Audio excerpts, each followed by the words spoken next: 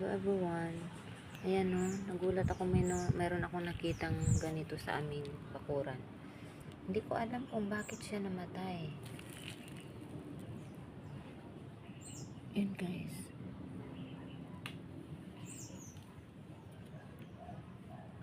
Hindi ko alam talaga bakit siya nandito. Ang ganda pa naman ng ibon na to. Last time meron din ito sa loob ng ano namin. Baka nga nahuli ng aming pusa sa ibabaw ng puno. Pero hindi naman nila kinakain.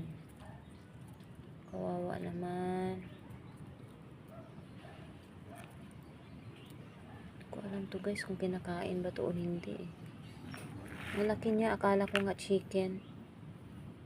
Ano pa lang, bago pa lang to.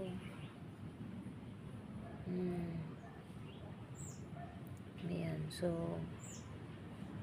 ano ko na lang to, ililibing ko na lang to guys.